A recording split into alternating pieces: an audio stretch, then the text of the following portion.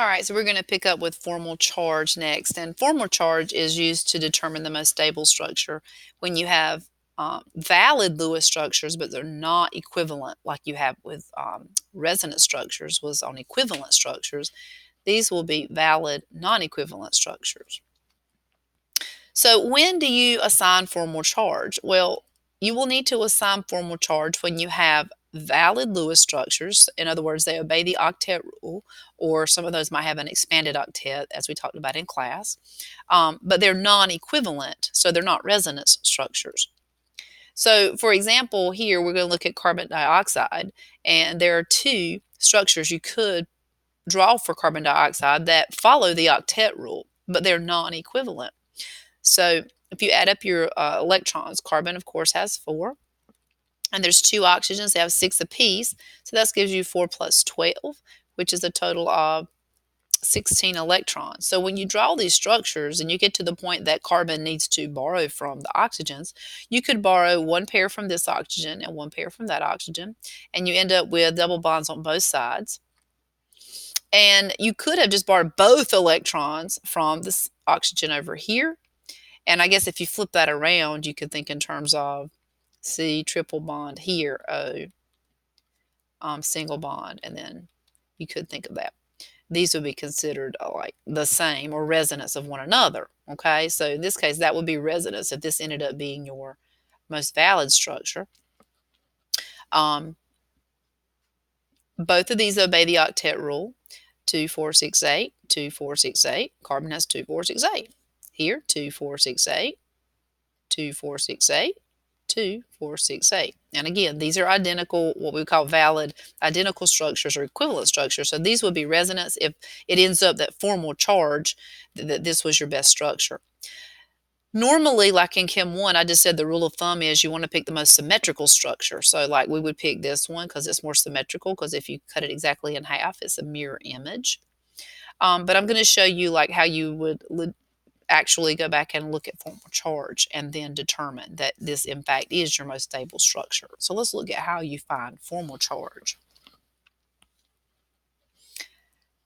How formal charge is assigned.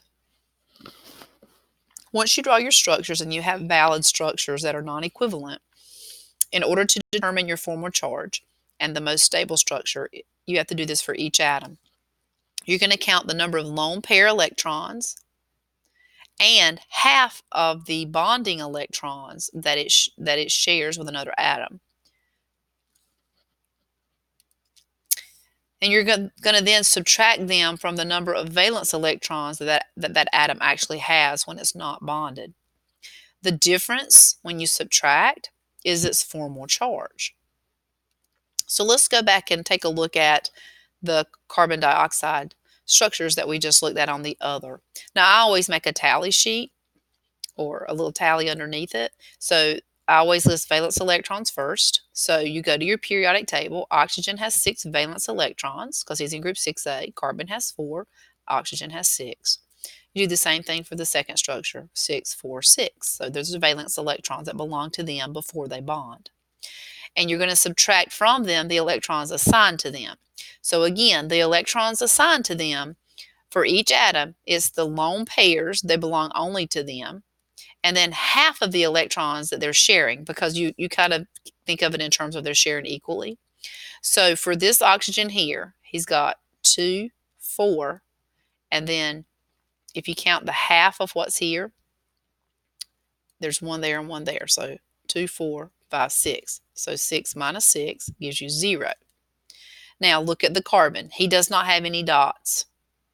So you go to what he's sharing. Half of what he's sharing. He's got 1 from this, 1 from this, 1 from this, and 1 from this. 1, 2, 3, 4 that he's sharing. 4 minus 4 is 0. Again, look at this oxygen. He's got 2, 4 that belongs solely to him, and then he gets to claim 1 of these and 1 of these. So 4 by 6. 6 minus 6 is 0. Now we're going to do the same thing for the second structure. 2, 4, 6, 7.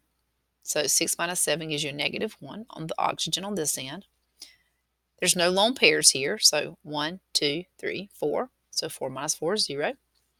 And then finally, these belong just to the oxygen, 2, and then he gets 1 from each of these. 1, 2, 3. So 1, 2, 3, 4, 5. So 6 minus 5 gives you a positive 1. So we've calculated our formal charge for each structure. All right, so now that you get that calculated, how do you determine? Well, the best Lewis structure is always the one that has the fewest charges. So this one here, obviously there was 0, 0, 0.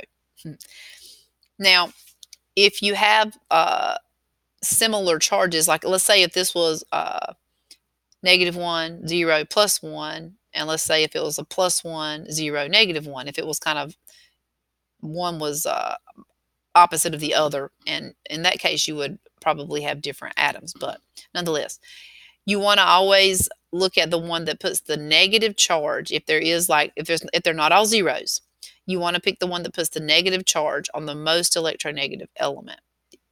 If you don't have all zeros, find the one that puts the negative charge on the most electronegative element. Well, in this case, oxygen, they're the same. So this is one you would throw out. You pick this one because it has the fewest charges. Overall formal charge is 0. That's your most valid structure, your most stable structure. That's it for the lesson on formal charge. Our next lesson will be on how to look at your structures and determine your Vesper shape.